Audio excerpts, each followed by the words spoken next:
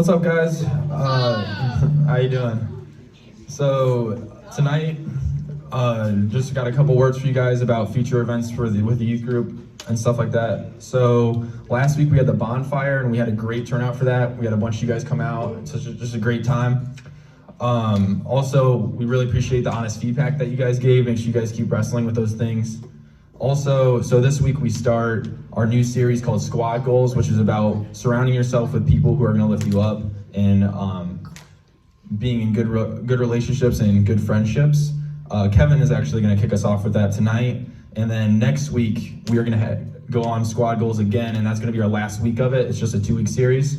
So make sure you guys come out for that. Invite a friend next week so you don't miss out on what we have to say.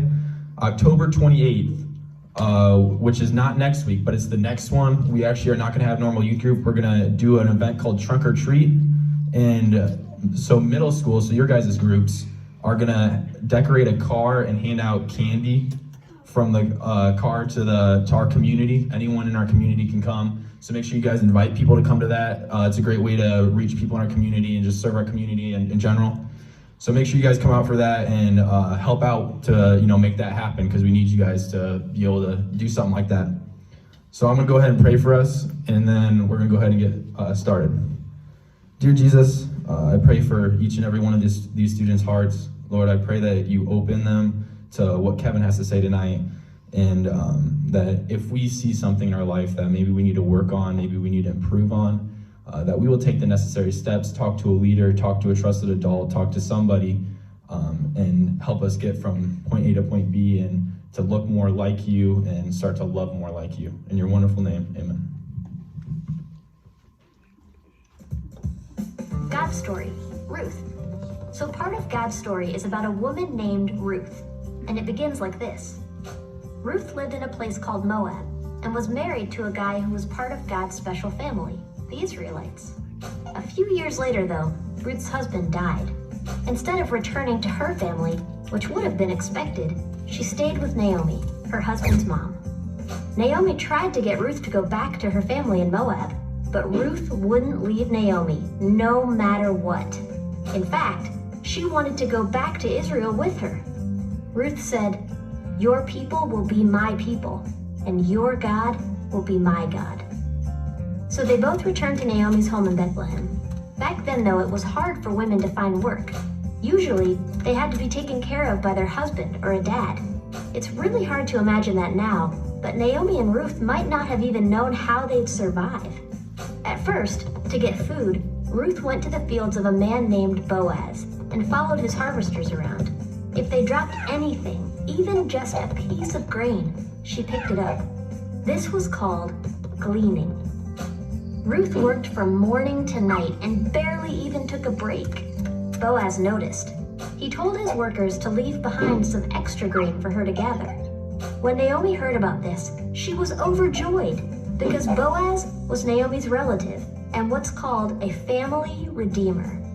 That meant that it was his responsibility to take care of his family. If anybody was going to rescue Ruth and Naomi, it was Boaz. Kids, we have a redeemer too. It's Jesus. He's the one who saves us. Anyway, this gave Naomi an idea. She told Ruth to put on her best clothes and perfume and then go to the place where Boaz was sleeping. Naomi said that once Boaz had gone to sleep, Ruth should lay down by his feet. Now, this may sound like a weird plan, but it was actually really brave. Ruth trusted Naomi and obeyed. When Boaz woke up, he was surprised. After all, someone was lying at his feet. That's not exactly a normal night. When Boaz asked who Ruth was, she said, "I am your servant. You are my family redeemer." Now Boaz understood. Ruth wanted Boaz to marry her so that she and Naomi would both be taken care of. Boaz agreed. This was a huge deal. Ruth wasn't an Israelite, but she wanted to follow God anyway. By marrying Boaz, she got to officially be part of God's family. In fact, Ruth's great-grandson was King David, and many, many years later, Jesus, the rescuer, was born into the same family line. Now, because of Jesus, we get to be a part of God's family too. So, in case you missed it, here's the quick version. Ruth was from Moab. Her husband died. Ruth was left with his mom, Naomi. Naomi told her to go home. Ruth said no. She went to Israel with Naomi. They needed someone to take care of them. Ruth gleaned in a field. Boaz noticed. He left extra grain for Ruth. Naomi made a plan. Ruth obeyed it. She wanted to marry Boaz. He agreed. Ruth became part of God's special family. And we can too. And that's a part of God's story. How you guys doing? Good. So my name's Kevin, like Gary said, and we're starting a new series called Squad Goals. This idea of friendship, like we want to surround ourselves with people that are going to help us look more like Jesus. And we want to also surround ourselves with people that we can help them look more like Jesus too. And so some of you guys, how many of you have heard the story of Ruth before? Yeah, all of you guys. Yeah. How many of you guys kind of thought the video was a little lame and cheesy and childish? Yeah, I know what you guys are thinking. But I wanted to speed you guys up of where we're going tonight. So I didn't want any of you guys to be in the dark because we're going to kind of skip through some of the story of Ruth, and I think it's really, really important. So here's the thing about Ruth. There's a lot of big names you probably never heard of, names that I'll probably mispronounce, but that's not the point of the story. The point of the story tonight is I want us to begin to understand what does true friendship look like. What does it really mean when we're talking about squad goals? So if you have your Bible, I want you to open up in the Old Testament. If you got your phone, whatever, we're going to be in Ruth chapter 1. And this is where we're going to begin on what this story looks like. And so, here we go. Let's see. In the days when the judges ruled in Israel, a severe famine came upon the land. So a man from Bethlehem in Judah left his home and went to live in the country of Moab, taking his wife and 2 sons with him. The man's name was Elimelech. You ever met Elimelech? And his wife was Naomi. 2 sons were Mahlon and Chilion. They were Ephrathites from Bethlehem and the land of Judah. And when they reached Moab, they had settled there. Elimelech died, and Naomi was left with her 2 sons. And her 2 sons married Moabite women, and married 2 sons named Orpah, not Oprah, and 2 other women named Ruth. But then 10 years later, both of her sons died. This left Naomi alone without her sons and her husband. So recap real quick. In these 5 verses here, we see that Naomi loses her husband. They lose their husband and her 2 sons. And now Ruth has lost her husband, and she has to make a decision. What is she going to do with her life? Is she going to go and try to find another husband, or what? So in verse 8 here, but on the way, Naomi said to her 2 daughter-in-laws, "Go back to your mother's home, and may the Lord reward you for your kindness to your husbands and to me. May the Lord bless you with the security of another marriage." And then she kissed them both goodbye, and they all broke down and wept. "No," they said, "we want to go with you, with your people." But Naomi replied, "Why should you go on with me?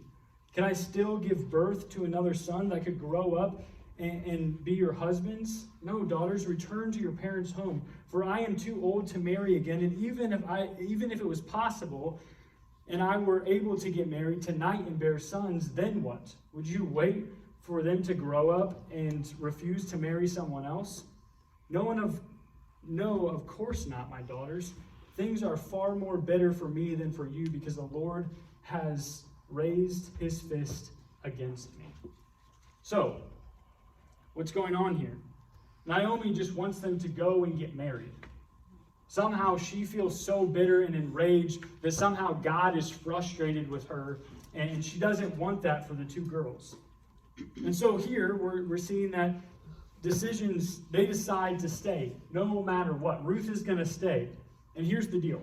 Here's what I want us to get from this. True friendship is a free choice.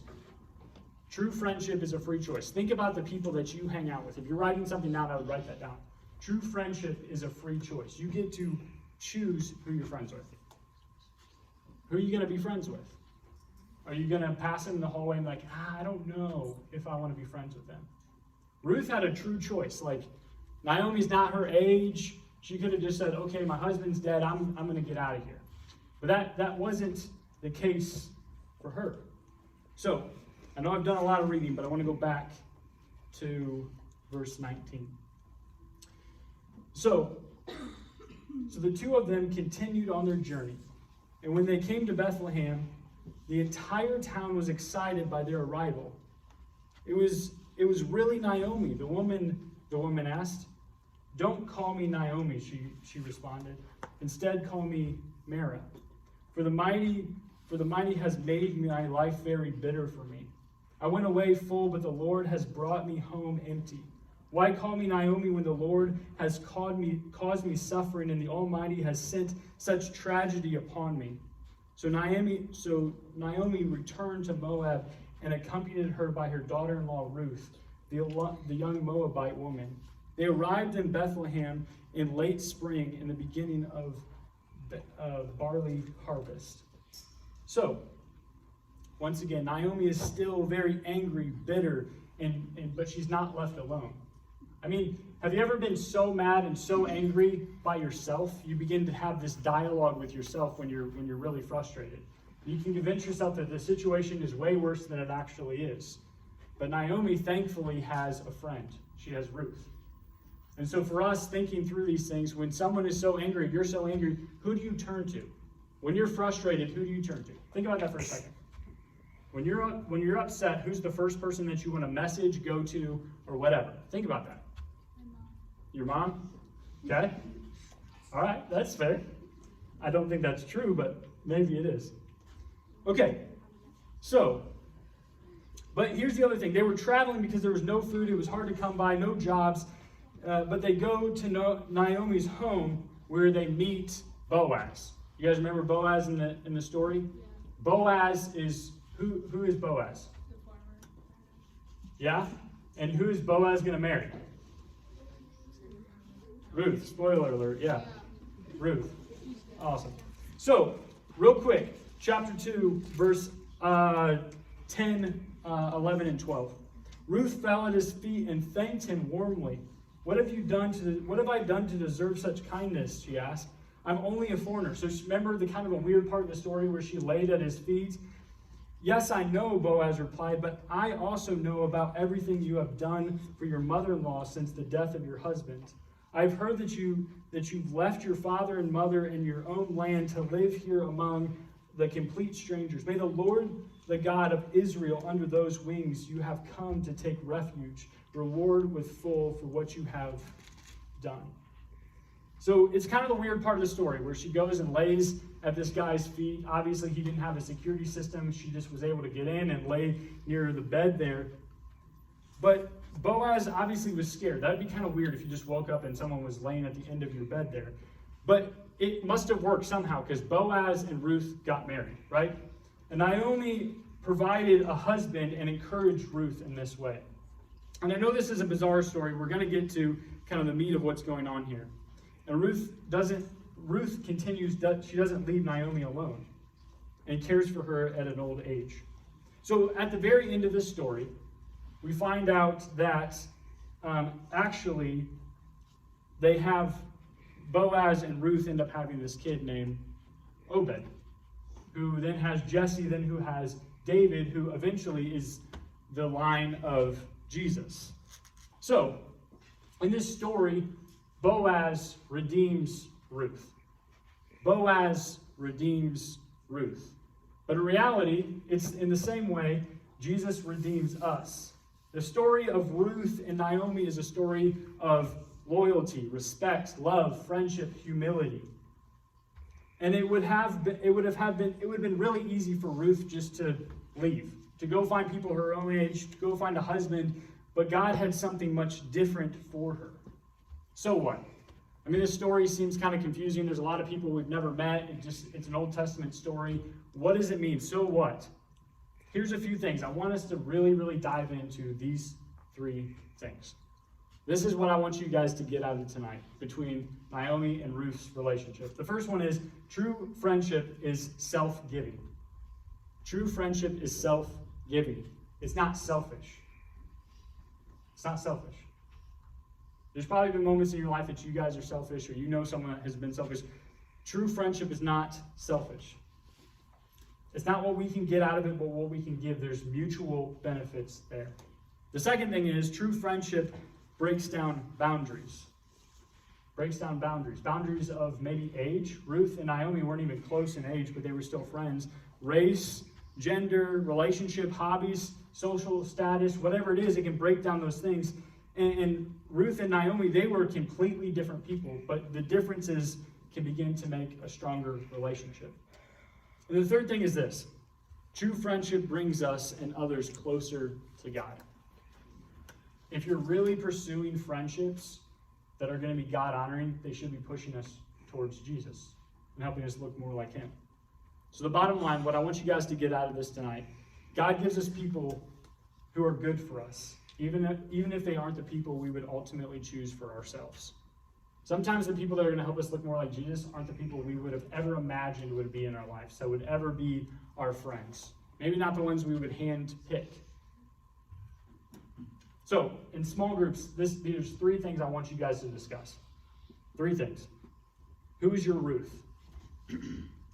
Who has stuck through everything with you? I know someone yelled out their mom, maybe that is your Ruth, I don't know. But who's your Ruth? Who's the person that has been through the thick and thin of everything in your life? And I really want you to think about that. Sometimes we take all of our friends for granted, and we don't really think, oh, they've actually got me through a lot of hard things. Maybe they got you through your parents' divorce, or they got you through a tough loss at a sports game, whatever it is, they got you through a hard time. So who's your Ruth? Who's your Naomi? Who are you being a Ruth to? Who are you trying to be Jesus to? Who do you need to come alongside? Who do you need to be loyal to and walk through just the junk of life? Because we all got it, especially in this season of life. And do your friendships look like these three things that we talked about before? True friendship is self-giving. True friendship breaks down boundaries, and true friendships bring us and others closer to God. So, I want to give you 30 seconds. 30 seconds to think about who your Ruth is, who you can be, who's your Ruth, who's your Naomi, and then think about these things about friendship. 30 seconds, I want you to take it serious. Who is that? How are you being a good friend? Maybe this week you've really messed up being a good friend. Or maybe someone let you down. Begin to just process through that, and then I'll pray for us and we'll get out of here.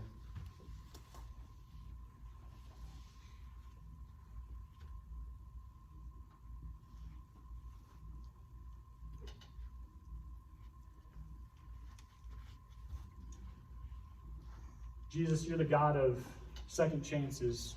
You're the God of love and redemption, and even redeeming us and giving us people that care about us even when we don't deserve it. And so, Father, I'm grateful for this story, even though it can seem ancient and old and have big names that we can't pronounce, Lord, but friendship's important. And that you are the Redeemer of us. And so, Lord, how can we be Jesus to someone this week? How can we surround ourselves with people that are going to help us look more like you?